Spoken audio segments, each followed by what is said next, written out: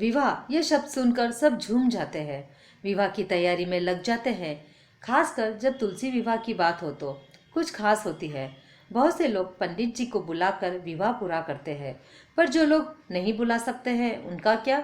घबराइए नहीं, बहुत ही सरल ढंग से सारी विधि के साथ कुछ तुलसी मैया की खास बात लेकर आपके साथ शेयर करने आई हूँ। माता तुलसी स्वयं लक्ष्मी का रूप है। वे सारे पापों को हरण करती है तथा मंगल आशीर्वाद प्रदान करती है। स्वयं नारायण तुलसी मैया के गुण गाते हैं। तुलसी मैया के बगैर भगवान की भक्ति अधूरी रहती है। ऐसी पावन तुलसी मैया अपनी इच्छा से कार्तिक मास की पूर्णिमा को धरती पर प्रकट हुई और इसी दिन तुलसी मैया का विवाह शालिग्राम भगवान के साथ कराया गया। शास्त्रों के अनुसार जो भी विधि पूर्वक यह विवाह करवाता है उसे कन्यादान का इतना फल प्राप्त होता है। अगर आप मेरे चैनल पर नए हैं तो प्लीज़ इसे लाइक और सब्सक्राइब कर दीजिए, शेयर भी कर दीजिए ताकि कोई और इसका फायदा ज़रूर उठा सके।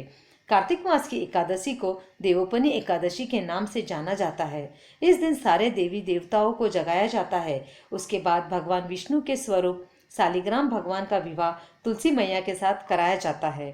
तुलसी विवाह देवोपनी एकादशी से पूर्णिमा तक आपके समय के अनुकूलता के अनुसार कभी भी कर सकते हैं, पर विशेष तौर पे अगर एकादशी के दिन हो तो भोग में लगाई हुई वस्तु उपवास की ही हो तो तुलसी मैया के विवाह प्रारंभ करें।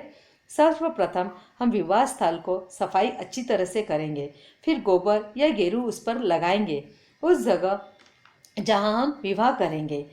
फिर सबसे पहले धार्मिक क्रिया में स्वस्तिक का मान होता है तो हम हल्दी से स्वस्तिक बनाएंगे और पाटा या चौरंग जो भी आपके पास उपलब्ध हो वो उसके ऊपर रखेंगे। लाल या पीले रंग का कपड़ा बिछाएंगे, उस पर शालिग्राम भगवान को विराजित करेंगे और लेफ्ट साइड में तुलसी मैया को।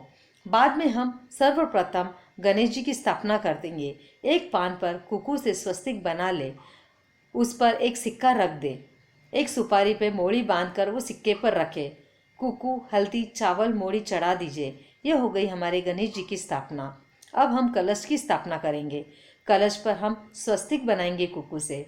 फिर नीचे थोड़ा चावल बिछाकर कलश रखेंगे। फिर 5 से 7 पान लेकर हम कलश में रखेंगे। फिर उस कलश में कुकू, हल्दी, चावल, 1 रुपये का सिक्का, मोड़ी अर्पण करेंगे और उसके ऊपर एक नारियल रख देंगे। ये हो गई हमारे कलश की स्थापना। अब हम शुद्धिकरण करेंगे, जल का छिड़काव करेंगे, फिर धूप दीप लगाएंगे और सर्वप्रथम विवाह में हल्दी की रस्म होती है तो अब हम हल्दी की रस्म प्रारंभ करेंगे। हल्दी को दूध में घोलकर सबसे पहले गणेश जी को हल्दी लगाएंगे। फिर 5 से 7 बार शालिग्राम भगवान को हल्दी लगाएंगे। फिर तुलसी मैया को भी 5 से 7 बार लगाएंगे।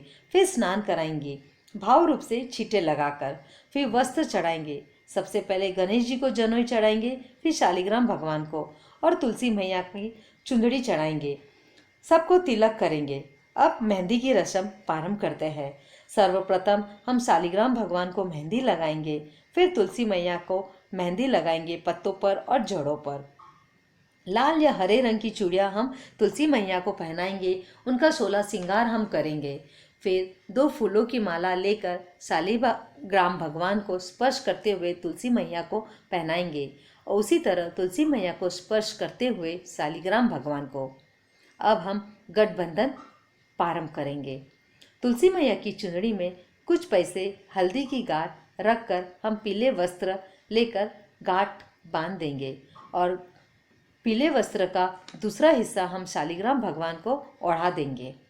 कोई भी पुरुष हाथों में शालिग्राम भगवान को लेकर 7 बार तुलसी मैया के फेरे करवाएगा। फेरे के बाद तुलसी मैया का स्थान बदल जाएगा, लेफ्ट से जगह राइट साइड हो जाएगा। जिस तरह हम विवाह के बाद कन्या का स्थान बदलते हैं ठीक उसी प्रकार अब सिंदूर की रस्म। कोई भी सिक्का ले लीजिए, चांदी का हो या सादा। थोड़ा सा सिंदूर हम सिक्के पर लेंगे, शालिग्राम भगवान को स्पर्श करवाएंगे और फिर हम तुलसी मैया के जड़ों पे और पत्तों पर लगाएंगे। अब मंगलसूत्र की बारी। उसी तरह हम शालिग्राम भगवान को स्पर्श कराते हुए तुलसी मैया को हम मंगलसूत्र पहना देंगे। विवाह के बाद अब हम भोग लगाएंगे तो सबसे पहले पान का भोग लगाते हैं। पान चाहे मीठा हो या सादा कुछ भी चलेगा। अगर सादा हो तो उस पर एक बतासा, लौंग, इलायची रख दीजिए और सर्वप्रथम हम गणेश जी को मीठे का भोग लगाएंगे। फिर तुलसी मैया और शालिग्राम भगवान को भोग लगाएंगे। फल का भी भोग लगाएंगे। खासकर आंवला ज़रूर रखें, क्योंकि कार्तिक के महीने में इसका मान होता है। बाद में जल समर्पित करेंगे। जल के बिगर भोग अधूरा माना जाता है। बाद में एक फूल हाथ में लेकर, थोड़े से चावल लेकर तुलसी मैया की कथा सुनेंगे और भगवान को अर्पण करेंगे।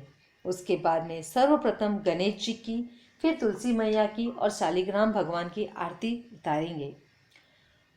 फिर अंत में हम भगवान से प्रार्थना करें क्षमा मांगेंगे कि अगर विवाह में कोई गलती या कमी हुई हो तो हमें क्षमा कर दीजिए। दक्षिणा स्वरूप कुछ राशि अर्पण करेंगे, जो कि हम मंदिर में या किसी गरीब को दे सकते हैं। इसी तरह से बहुत ही आसान तरीके से तुलसी विवाह का समापन होता है। ऐसी और इंटरेस्टिंग वीडियो जानने के लिए नोटिफिकेशन बेल को ऑल पर सेट कर दीजिए, ताकि मेरी नई आने वाली वीडियो की जानकारी आपको तुरंत मिले।